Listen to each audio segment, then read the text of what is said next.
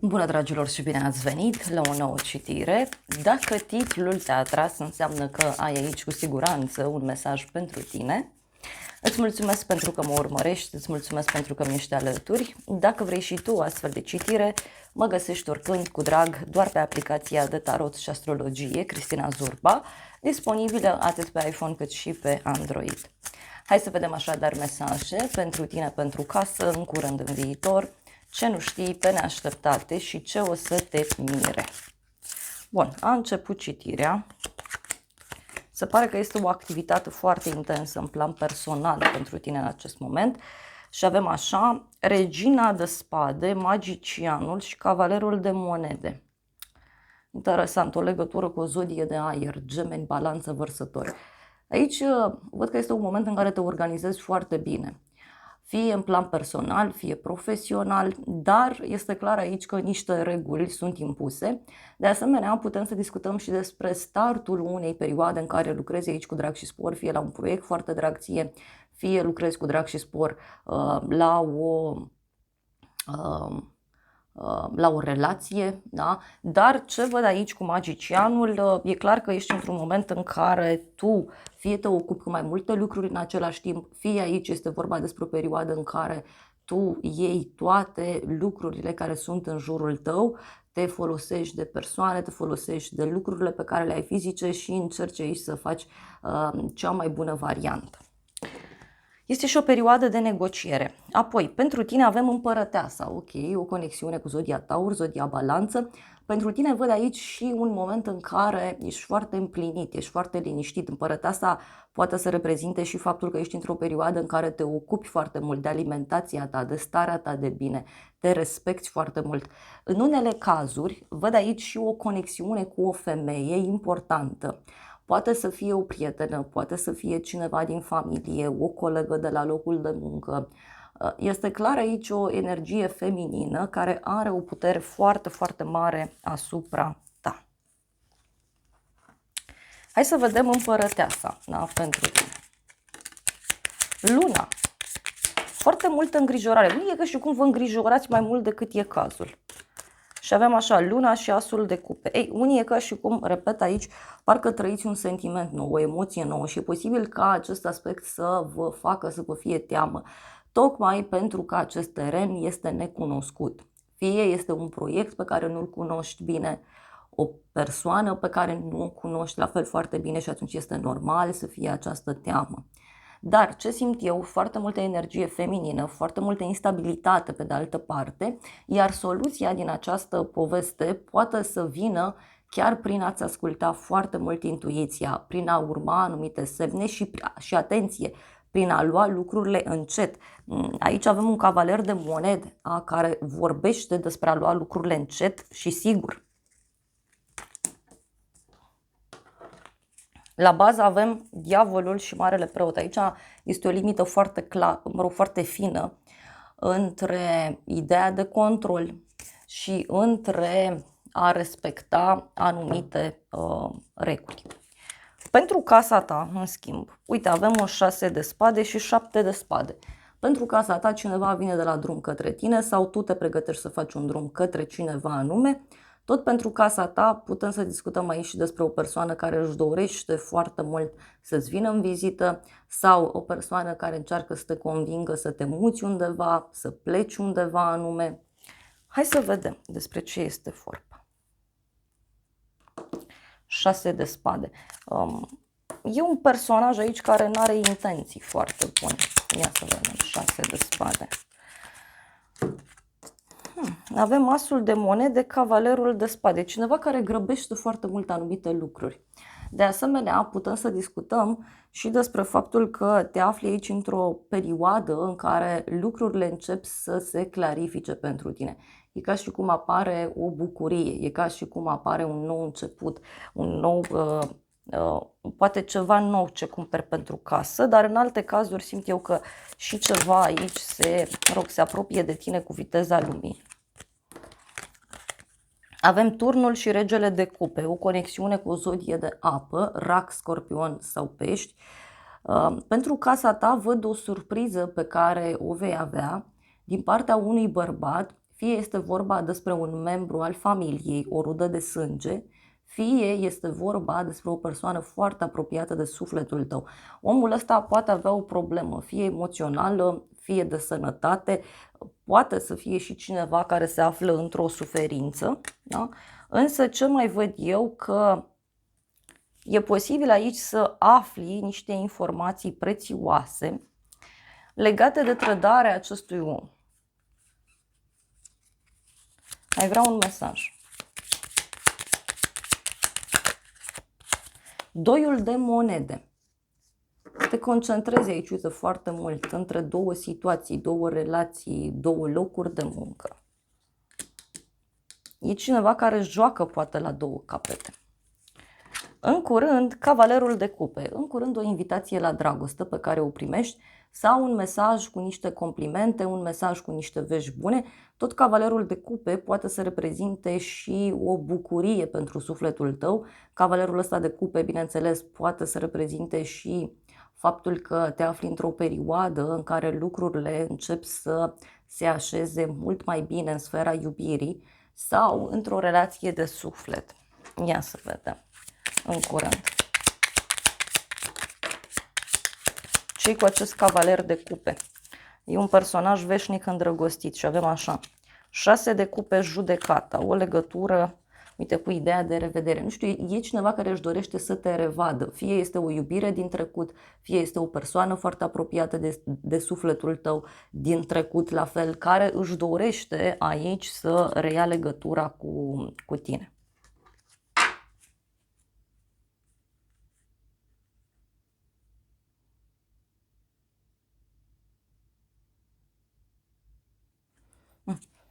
Uite, este o decizie dreaptă. Mai vreau un mesaj. 7 de monede în curând. Posibil o așteptare în care tu ai fost pus sau pusă să ia sfârșit. 7 de monede înseamnă și o concentrare foarte puternică pe trecut, înseamnă și o concentrare foarte puternică pe sfera financiară. În viitor, 8-ul de cupe. În viitor aici poate să reprezinte și anularea unei întâlniri sau poate să discutăm aici și despre o persoană care își dorește iertarea, o persoană care își dorește să lăsați în urmă tot ceea ce nu v-a fost benefic până acum. Hai să vedem despre ce este vorba.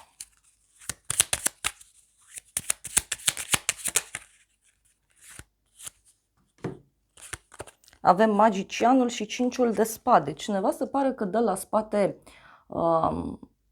un anumit comportament care a presupus sau care presupune minciună, trădare, a-și urmări propriul interes. Poate să fie și o persoană din jurul tău care se exclude de la sine. Cumva e ca și cum persoana asta fie pleacă, da? Fie este vorba despre o persoană care din contra își poate cere iertare, o persoană căreia îi pare rău pentru ceva anume. Sau poate să fie și cineva care renunță la o situație pentru propriul său interes. Mai vreau un mesaj în viitor și avem așa, 9 de monede, ok. Deci aici este vorba și despre bani. În viitor, fie primești niște bani, fie aici este vorba despre o stabilitate mult mai mare din punct de vedere material. Dar uite, e cineva care are o părere de rău, cineva care se sacrifică pe de altă parte. Ce nu știi tu? 4 de bâte, o petrecere, o bucurie, o zi de naștere, un eveniment în familia ta, în cercul de prieteni. 4 de bâte poate să reprezinte și o persoană căreia îi place așa să petreacă, dar aici, repet, ce nu știi tu poate avea legătură și cu o realizare mare.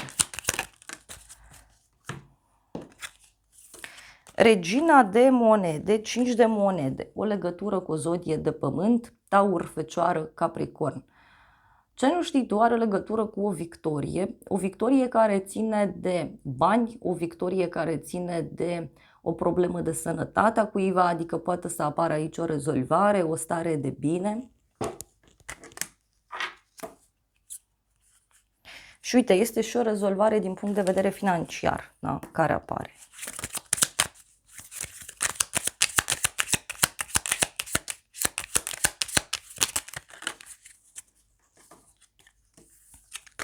10 de spade, Marele Preot și 8 de cupe, o legătură cu zodia Taur.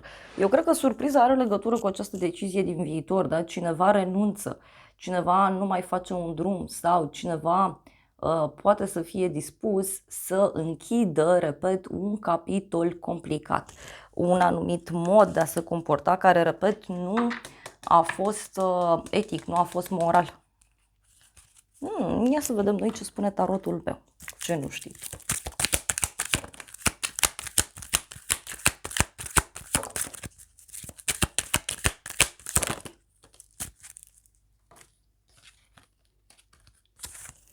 Și avem așa, piedici, prieten sincer și persoană vicleană.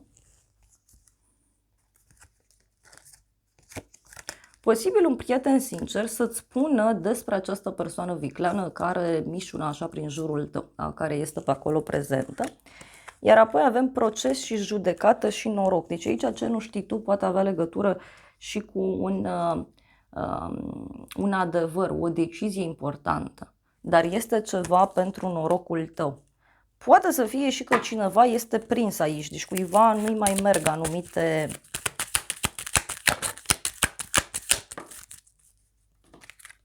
activități. Bani mulți și boală. Deci aici ce nu știi tu poate avea legătură și cu o problemă mare. O problemă fie legată de sănătate, fie o problemă legată de încredere.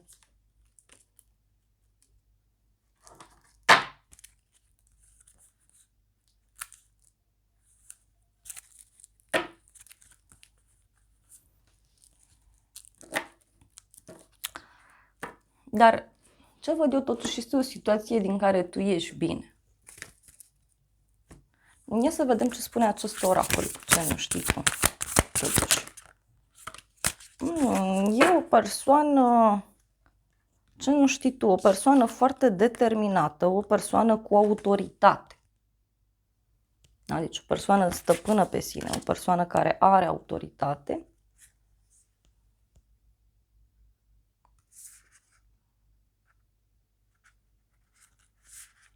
Și cineva care poate, știu eu, se teme de puterea ta. Hai să vedem. Pe neașteptate avem 2 de bâte pe neașteptate. Pe neașteptate o invitație la drum lung sau o călătorie pe care tu o poți face undeva. Poate să fie și o veste care apare din străinătate sau de la distanță mare. Și de asemenea mai văd aici pe neașteptate niște planuri foarte puternice pe care tu ți le poți face pentru viitorul tău. Hai să vedem despre ce este vorba cu acest 2 de bâte.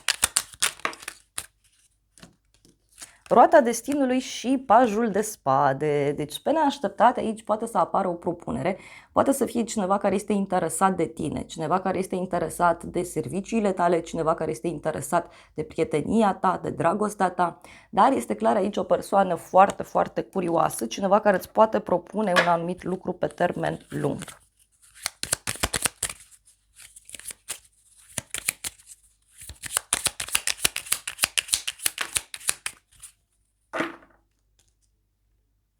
Zece de bâte și uite, poate să fie ceva foarte greu de dus. Nu este neapărat negativ, doar că aici presupune foarte multă disciplină ca să reușești să duci. Uite, e o alegere foarte importantă, e ceva care e ca și cum îți aduce o strălucire în destinul tău. Hai să vedem. Pe neașteptate, ce spune acest tarot? O invitație cu dragoste sinceră. Și o veste onorabilă. Deci pe neașteptate, uite, o veste foarte bună de la o persoană care te îndrăgește sau o persoană care te iubește. Aici poate să fie și de dragoste, dar putem să discutăm și despre un prieten, despre un coleg, cineva căruia tu ești foarte, foarte drag.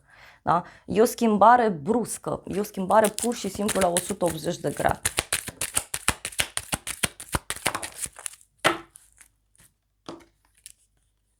Avem intrigi între femei și vei reuși ce gândești. Aici, pe neașteptate, poate să fie și o ceartă, fie în cercul de prieteni, fie în familie, fie, știu eu, profesional. Însă, aici e ca și cum ți se îndeplinește o dorință sau un anumit plan pe care tu îl ai. Da? Uite, o ceartă și avem o ceartă și un bărbat în vârstă. Ce o să te mire? Nu, moartea. O conexiune cu zodia Scorpion. Ce o să te mire aici? O transformare foarte puternică privind o relație. O transformare foarte puternică privind partea profesională. Repet, aici se pregătește un sfârșit. Da? Se pregătește ceva și posibil aici să afli, poate mai târziu, sau să afli cumva abia după ce s-a întâmplat. Ia să vedem ce o să te mire. Asul de spade și 9 de bâte. O decizie pe ultima 100 de metri pe care cineva o ia, dar ce o să te mire poate avea legătură și cu o nouă regulă, o nouă lege. Cineva care e foarte hotărât aici. Ia să vedem ce o să te mire.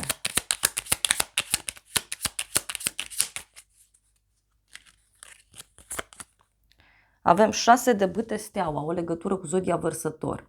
Ce o să te mire aici, uite, poate avea legătură și cu o speranță mare pe care cineva o are față de tine. De asemenea, ce o să te mire poate avea legătură și cu o schimbare care reprezintă o renaștere pentru tine. Sfârșitul acesta, curățarea aceasta, pentru că eu simt că e ca un fel de curățare. Curățarea aceasta pur și simplu îți poate deschide noi orizonturi, îți poate deschide noi căi. Dar văd aici și un bărbat, da, care se simte dezamăgit sau autoritatea cuiva poate să fie ușor subminată. Și avem așa, puterea și regele de spade, o legătură cu o zodie de aer, Gemeni, Balanță, Vărsător. Mai văd aici și zodia Leu. Ce o să te mire poate avea legătură cu o luptă cu un bărbat sau un rival, un dușman, cineva care încearcă aici să pună piedici. Însă eu văd, uite, o rezolvare în favoarea unei femei. Cavalerul de bâte, 7 de bâte, deci e cineva aici care se aruncă așa cu capul înainte într-o situație fără ca măcar să se gândească. Și repet, uite, e un bărbat care regretă ceva. Hai să vedem ce o să te mire.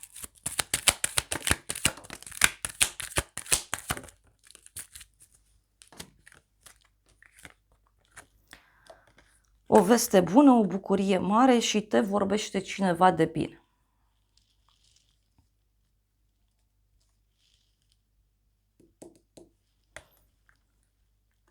E o schimbare radicală aici, care ție personal îți aduce mai multă încredere, mai multă iubire.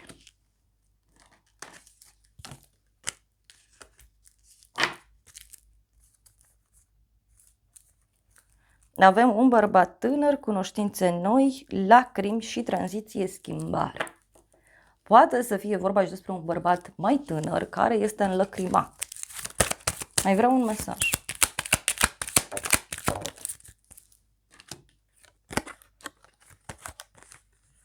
Bucurie de departe, ești lăudat, onorat și o veste despre un final.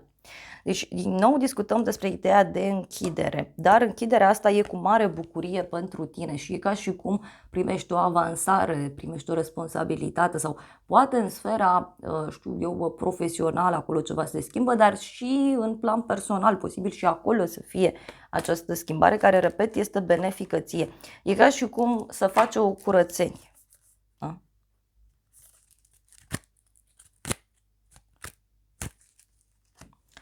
Hai să vedem ce spun frunzele de ceai în încheiere.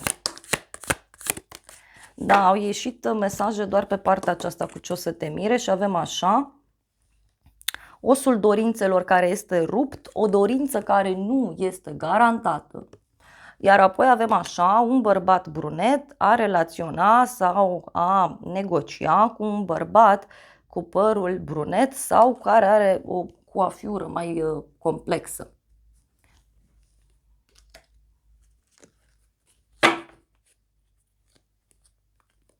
Și avem așa păunul.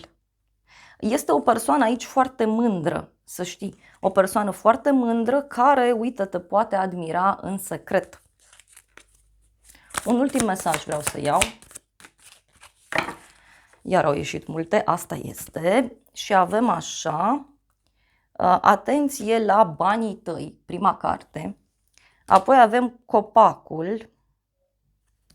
Aici ți se cere să te concentrezi mult pe familia ta, pe rădăcinile tale. O perioadă de frustrare, o lecție care trebuie învățată, iar apoi avem o lalea care vorbește despre o pasiune foarte mare. Pentru unii eu simt aici că lucrurile pot fi cumva, cum să zic eu, închegate sau lucrurile aici pot fi cumva încurcate. Partea profesională cu cea personală în unele cazuri. Iar apoi avem un hamac, ați lua o vacanță fizică sau mentală. Deci aici ți se cere clar să-ți iei o pauză. Da? Ți se cere clar să-ți iei o pauză sau poate e vorba de cineva care își ia o pauză. Că ți se spune totuși să perseverezi și vei trece peste aceste probleme, da? Cu Camila. Bun. Vreau un ultim mesaj din acest oracol. Iar au ieșit multe și avem așa, foc, elementul foc. Unii poate aveți legătură cu zodii de foc, berbec, leu, săgetător, dar mai văd aici și foarte multă energie masculină, dar și cineva care se aruncă așa cu capul înainte, cineva care nu vede lucrurile foarte clar. Iar apoi avem echinocțiu, da? Echinocțiu de primăvară, echinocțiu de toamnă. Poate să fie vorba despre un echilibru la care se dorește să se ajungă. Iar apoi avem experiență și ochiul. Posibil aici să ți se ceară să-ți asculți foarte mult intuiția ta. Pentru unii simt că e vorba de ceva karmic, adică e ca și cum ați mai trecut prin situația asta, nu e prima dată.